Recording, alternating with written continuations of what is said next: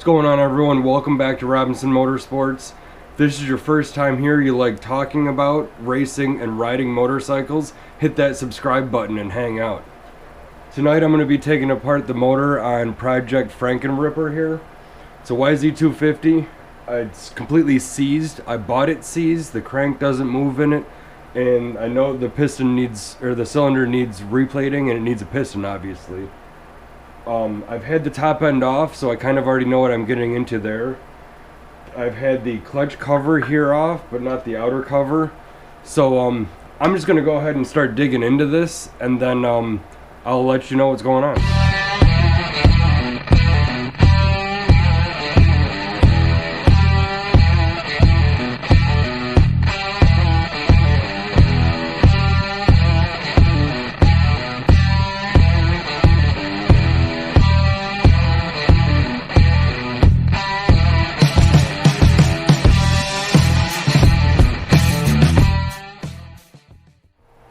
Alright, motor's out of the frame in this little engine stand here. This works good for top ends and if you're doing like any clutch work, but once I get to the bottom end, you're going to want to build a box, and I have one right here.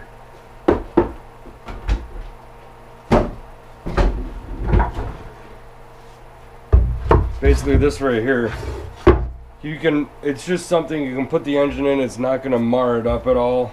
You can roll it around, you can flip it upside down, you can do whatever you need to do in this box. It's about 11 inches by 11 inches. I think this one's actually 11.5 by 11.5. They work great, and this engine stand also works good. It's just pretty much you're going to need both of them or just one of these blocks. You can take the top end off in the frame if you really want to, but I'm just going to do it on the bench here because I'm going to be taking everything off and inspecting it. Another quick little pro tip here: use plastic bags to put basic like assemblies in, so then when you go looking for it, the hardware's in there along with the cover, or you put the head. You just try to bag everything together. You could also use these little containers. I got a bunch of them laying around the shop here that whenever I'm pulling body panels off, things like that, I like to put the hardware in order. So it's like the first thing you take off, you put in here, so on and so forth. So then when you put it back together, you just work backwards. It's kind of easy. And you don't put something on first that you're not supposed to, that you're going to have to take off again and get all confused. So these work great, but for this build, I'm going to be using plastic bags just because I'm probably going to end up sending the case halves out. I need to send the cylinder out, but the case halves I might send to my buddy to get hydroblasted, or what do you call it, vapor honing, clean those up a little bit and whatnot. So I'm gonna need to like box this up and put it aside so I can start another project somewhere. So baggy as it is, I'm gonna stop talking now and get tearing into this.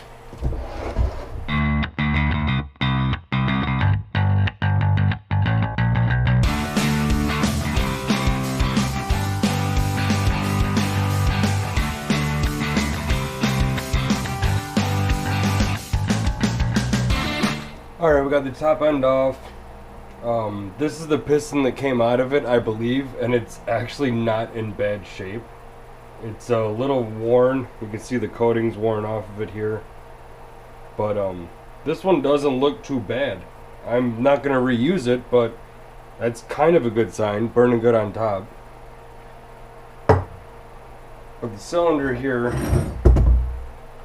see if we can get a good picture of it here. Right there. You can see there's a pretty good score going all the way down on the intake side. I tried sanding it out, and the rest of the cylinder doesn't look too bad. Maybe a hone, put the crosshatch back in it, but that's definitely a no-go. So I need to send this out, get it replated, which isn't a bad idea, the shape that it's in. I mean, I could put a ball hone through it, put a crosshatch back in it, and hope to go further, but seeing that it's worn this much and trying to take that glaze off of it, I'm probably going to take some of that nickel sil with it. So at this point I might as well just go ahead and get it replated. It's about $225, $250, I think. If there's any welding that needs to be done, it probably won't, because that's just the coating that came off there. I think what happened was he just ran a dirty filter, or a chunk of something went through there. Maybe the reeds came apart. But that's intake side, it's not good. That's, you know, obviously intake, carburetor, whatever comes through there. That needs to be done, and this is my next issue. She done stuck. I'm gonna figure that out right now.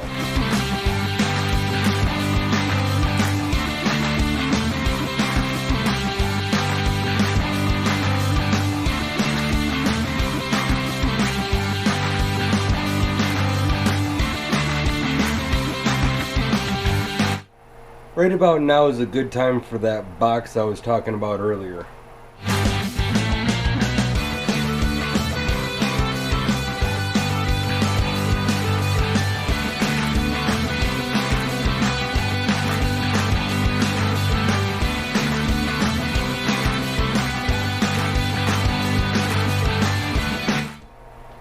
Alright, I got the engine all apart. I have pretty much everything that needs to be addressed here. Nothing in the bags, that's just part of the assembly. First thing is why the crank was pretty much seized, and that was because somehow, I don't know if you're going to be able to see it, they got the gasket sealer in the bearing. That's no good. So, crank bearings for sure. The crank itself is good. It's a Wiseco. I have a spare OEM one with a Pro X connecting rod, so I might be using that one. I might be using this one. I'm not sure yet. But that needs to be done. All of the tranny bearings have some type of rough spot in them, so they need to be replaced. Seals, and the primary gear here has got a couple chunks out of it. The chunk out of there, two right there, and you can see, might have to use the flashlight again, there's actually like a ridge in there where it's been wearing. So I need that. I think these are like 25 bucks. It's not a big deal. The shift drum, I don't know if you can see this, it looks like the last person to put this together smoothed this corner in. You can see it's worn right there where it kind of barely fit in the bearing, and then this side got like pinched, so when he was putting it in, kind of rolled this edge up. So I might be able to file that out, or I don't know how much it's gonna be to replace this. I'll have to look it up, but I'm sure it's not cheap. But that needs to be addressed. Transmission looks alright. The dogs are a little rounded. I think I'm gonna go with the stock. Keep with the stock. I'm not gonna put first and second in there, unless the dogs and everything else kind of look better on those. I gotta look into that yet. The water pump shaft is totally hosed right here where the seal sits. There's a good groove in there, so that shaft needs to be replaced, which comes just as this part right here with the gear on it. So get one of those. The cylinder needs to be replated, and the clutch basket here, the inner hub is toast. I mean, that's unacceptable there. That needs to be replaced. I'm probably just getting an OEM one because the billet ones are like $250, $300. So these are $80. So I think I'm just gonna put an OEM one back in it. And then this bearing right here, I need one of these bearings and this bushing, because when I was taking it apart, this really had a lot of movement, and you can tell that because the anodizing's all wore out right here. Also, this basket's pretty worn. I mean, it's actually has sharp edges here. So I have a Wiseco one that came with the motor here, so I'll be putting that one in. This is a Hinson, which is kind of funny because I know a lot of people that swear by them and say they don't wear, but this is kind of the worst wear that I've seen on a billet clutch basket. And I think that's it. I gotta go through all the parts and the seals that I have here, all the spare stuff that I got with this motor. to see what I need to get and what I don't. I definitely know that I need all the bearings. I need a replate and a piston. And yeah, clutch basket, primary gear. I might hold off on that. I don't know yet. It's kind of, if I'm making an order, I might just buy one of those too. But if you haven't already, subscribe, because this build's going to be awesome. Once I'm done with it, it's going in a 2012 YZ250F frame that I had custom welded and everything for it. So hit that subscribe button, and I will see you on the next one.